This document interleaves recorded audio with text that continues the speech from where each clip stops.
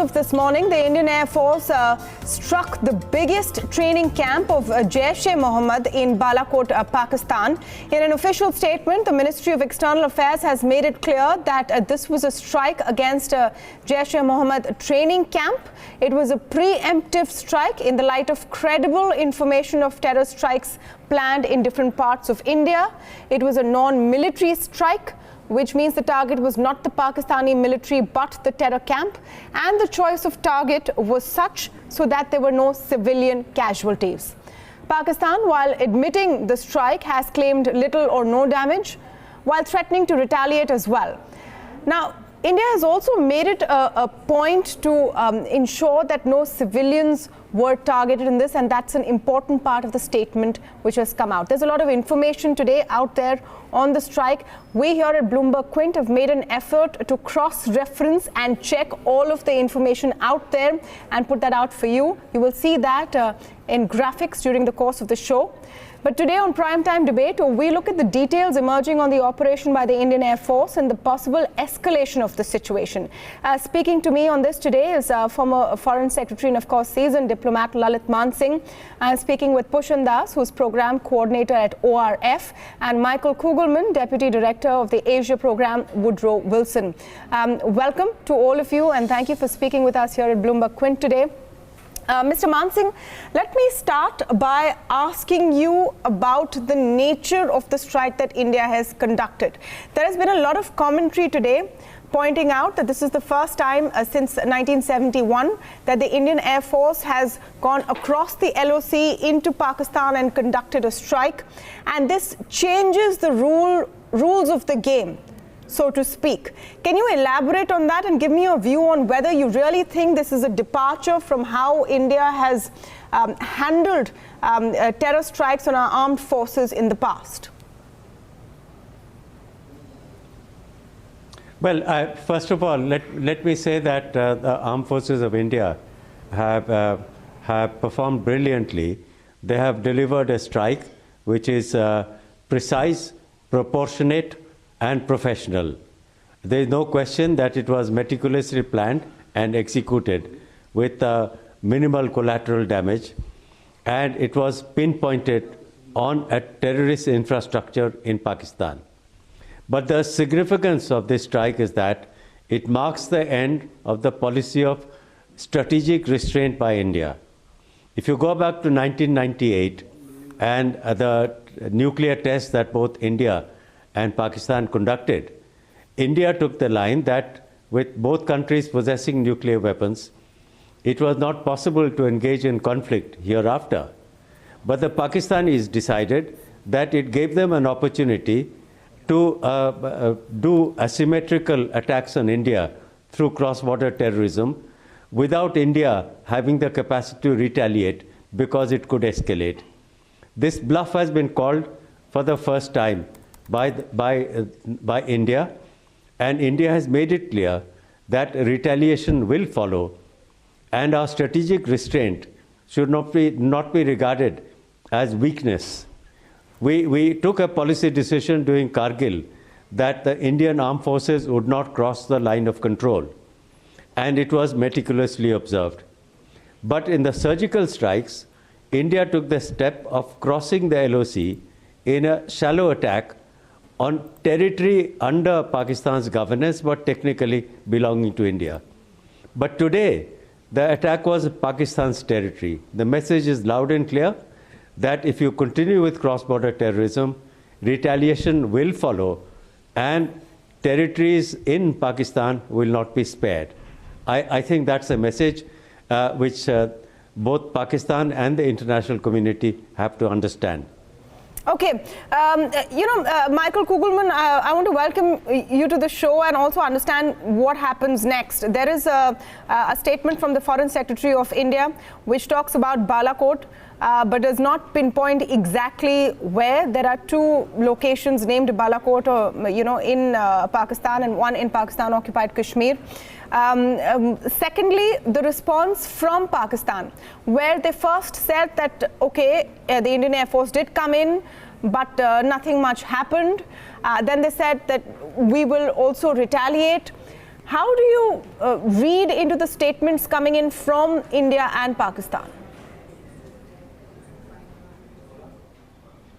Well, it's sort of like deja vu. It reminds me a lot of what happened after the surgical strike in September 2016, right? I mean, you have this assertion coming from India that something really big was done, and then the Pakistanis have sort of tried to downplay and at times seemingly deny before sort of coming out with a rather inconsistent response as to reaction as to what had happened. I think that the messaging from the Pakistani leadership, to me, suggests that the notion of an imminent, visible retaliation by the Pakistanis is probably quite unlikely.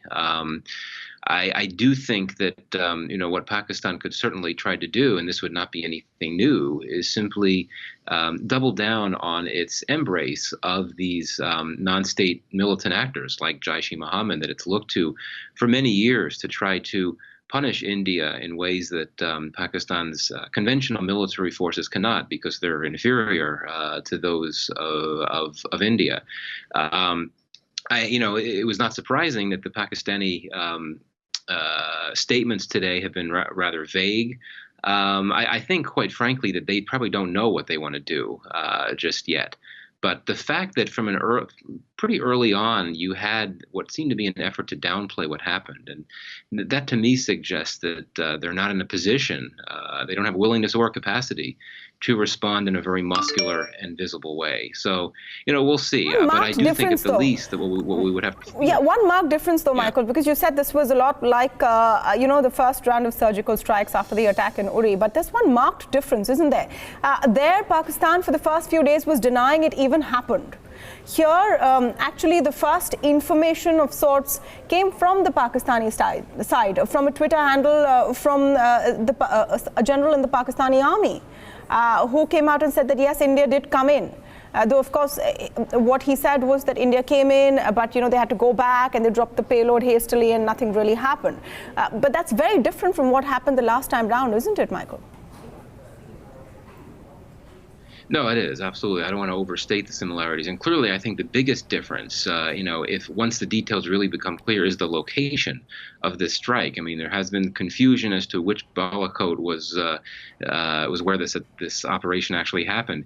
If indeed this operation did happen in Khyber Pakhtunkhwa province, if it did not happen in Kashmir, that would really be some type of new precedent, I think. And I think that would really be quite worrisome and alarming to the Pakistani military, much more alarming than what you had in 2016, which essentially amounted to a limited airstrike along the border. But if we're talking about Indian aircraft going over the border, over Kashmir, into KPK, launching the strike and then getting out of there, that's very significant. It would be embarrassing and concerning for the Pakistani military. So I see that as the real major difference between what's happened today and what happened in 2016.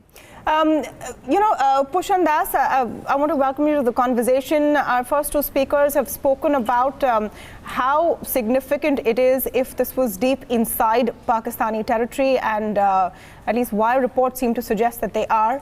There's been no official confirmation of that, I must add, because in the Foreign Secretary's statement, he just says Balakot.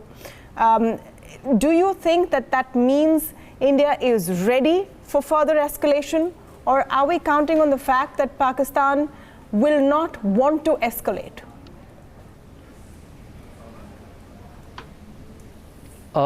See, there are two things.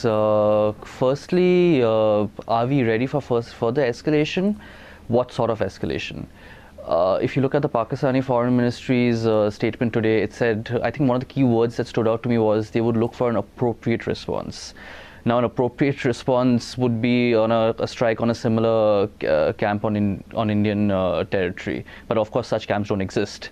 So, what would their choice of target be? Would it be a military installation?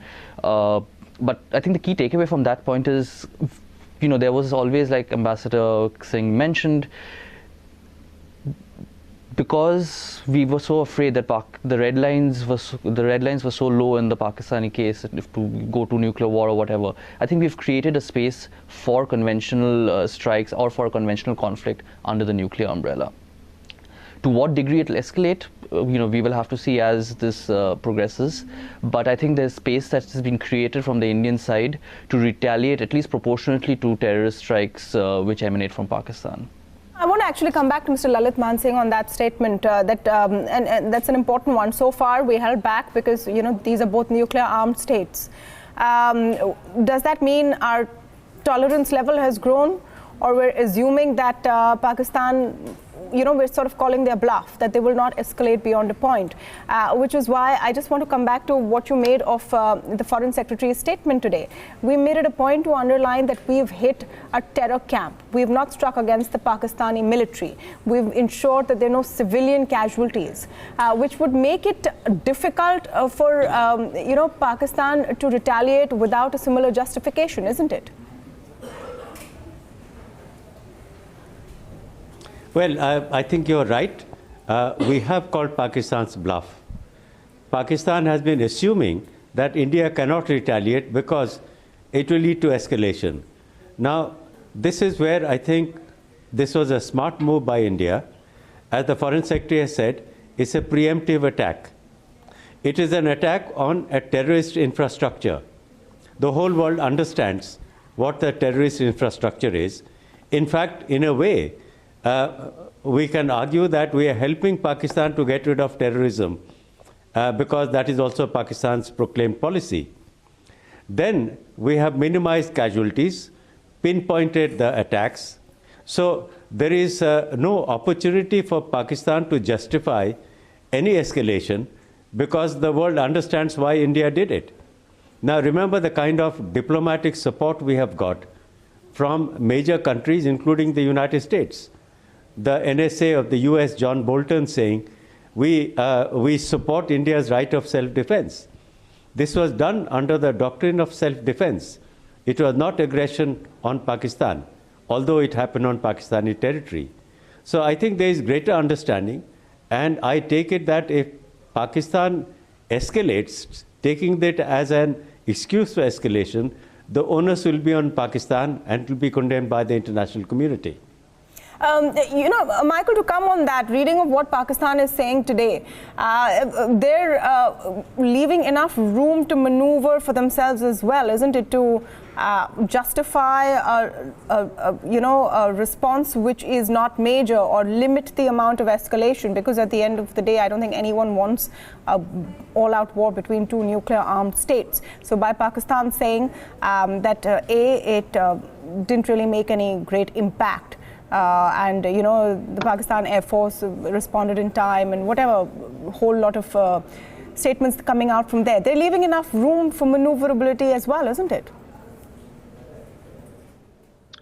Yeah, and I think this is something that Pakistan will see as an advantage. It's going to try to bring the international community to its side, to try to get other countries to try to help lower tensions, diffuse tensions. And, the question of the United States is very interesting here. As was mentioned before, John Bolton essentially indicated that the U.S. would support efforts by India to defend itself against terrorism in that call that he had with Ajit Doval.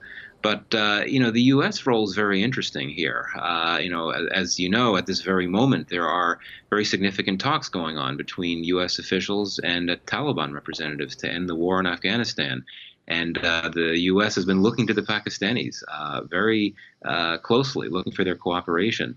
So I think that while the U.S., I think, will quietly support what India has done, and that's what John Bolton had suggested earlier, I do not think that the Americans are going to try to throw themselves completely into the camp of India and say that they would welcome any type of act that India may engage in. I do think that the U.S. would want to see tensions diffused. Of course, the question is the Trump administration the right U.S. government to try to play that role? The question is who they would actually deploy to do that type of thing.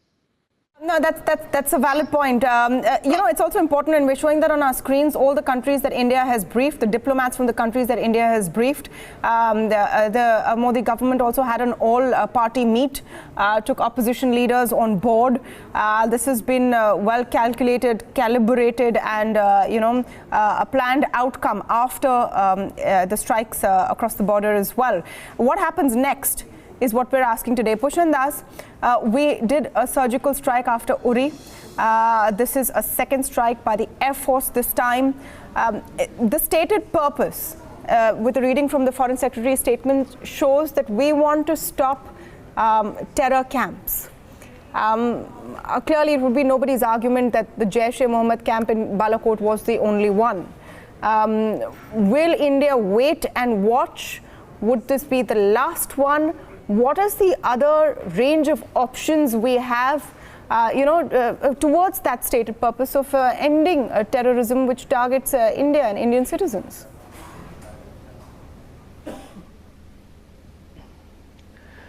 See, firstly, one strike into Pakistani territory to take out a terrorist camp is force Pakistan to stop supporting terrorist groups. But by doing the strike, it has now imposed costs on the Pakistani state for supporting terrorist organizations like the Jaish-e-Mohammed and the LET and a whole other groups. Now it is up to, I think the ball is now in Pakistan's court as to whether they see a cost benefit of risking, Indian strikes into Pakistan territory targeted towards terrorist camps, on a continuous basis. Because from the Indian perspective as well, if you look at 2016, 17 soldiers died and India conducted these shallow surgical strikes. This time, more than 40 CRPF Jawans have died. We have conducted airstrikes. So, from India's perspective as well, we have also set a precedent, and we also, any government, not only the BJP government or any other government, will also have to manage public expectations next time that there's a terrorist strike emanating from Pakistan. So I think doing one strike is a signal. To make the costs heavier on Pakistan, India will have to continuously do this if Pakistan continues supporting terrorist groups which attack Indian troops or Indian territory. So what next? I think India will have to continue playing that coercive card to de-incentivize Pakistan from letting terrorist groups using its territory. And I think that is the key thing out here. So one strike necessarily does not disincentivize Pakistan from not supporting terrorist groups. So whether this becomes part of state policy for India is something that will have to be seen. A key point there. Michael, what can Pakistan do next? Because the political compulsions that Mr. Das speaks about, of course, exist in Pakistan as well for the Imran Khan government. And for him to say that, hey, we did something as well. What could that be? And to what extent do you think that they will go? Well, I think as was mentioned before, Pakistan has relatively limited options here in terms of conventional military force. I think that there will be diplomatic efforts, as I said before, to try to bring key countries to its side and to try to quietly, behind the scenes, lower tensions. But it's true that there are domestic political considerations in mind for Pakistan. That clearly India did something. We don't know the full details yet, but it did launch an operation in Pakistan in ways that probably went beyond. That went beyond Kashmir. So there's going to be a need for something to be done. But again, what are the options? And I think those are relatively limited. So I do think what we're most likely to see, unfortunately, is a decision on the part of the Pakistanis to double down on its ties to these militant assets and perhaps encouraging them more aggressively to carry out active operations and attacks inside Kashmir and India more broadly. But again, I think there is a level of indecision in Pakistan. I think that there's sort of a lack of clarity as to what can be done because this is somewhat of a new type of situation that Pakistan is not used to. I think it's going to be very it's really unclear to me, at least, as to how Pakistan is going to act. And that's why I think what it said in these press conferences today was accurate, that the diplomatic steps will probably come first before they think about military responses, trying to get the assistance of key friends, like such the Chinese, for example, to try to help in some way. I don't know what that would entail. But at the end of the day, in my view, I think Pakistan has relatively limited options in terms of how it could respond in a muscular fashion. Mr. Mansingh, I think one key part of what we've seen over the last few hours to discuss is how the international community has responded. You spoke about the United States. The EU put out a statement saying that we hope there is no escalation on both sides. But there is no country today which is questioning how justifiable India's action was. Does that sort of bolster the actions that we've taken? Are we ready to face some sort of international pressure if there is an escalation? How do you see that portion of this panning out? Well, I doubt if there will be an escalation, because Pakistan's options, as was just mentioned, are limited. Is Pakistan going to have a major strike in India? I think the international community will accept what India did as a fait accompli. The pressure will be on Pakistan not to escalate. It's not on India, because India is not wanting to escalate. Now, look at Pakistan's options. Pakistan can go to its friends. But if it goes to the United States, remember, the US itself has been attacking terrorist infrastructure in Pakistan. And it's a part of US policy to do that. I don't think they can get much sympathy there. They can turn to their friends in the Middle East. But then we had Prince Mohammed bin Salman here, and he made a very strong statement, and the joint statement actually criticized the terrorist attack which took place in Kashmir. The Pakistanis can turn to the Chinese.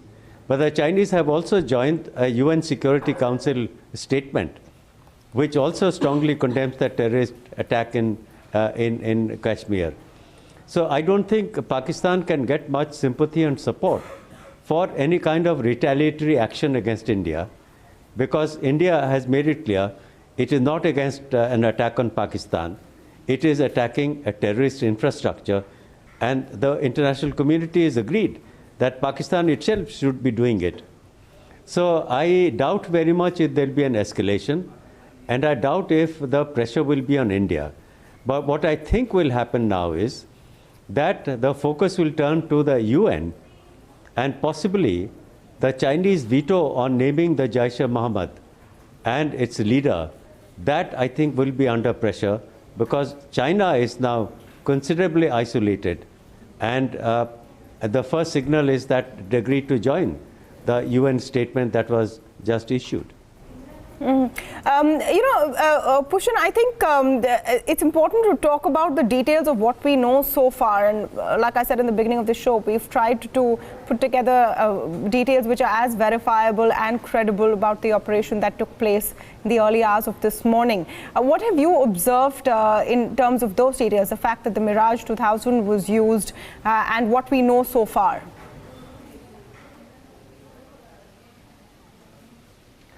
See, I think it's telling that, after the Kargil conflict in '99, when the Mirage 2000 played a key role in helping dislodge Pakistani intruders in Indian territory, 20 years down the line, the Mirage 2000 is still the aircraft of choice for the Indian Air Force.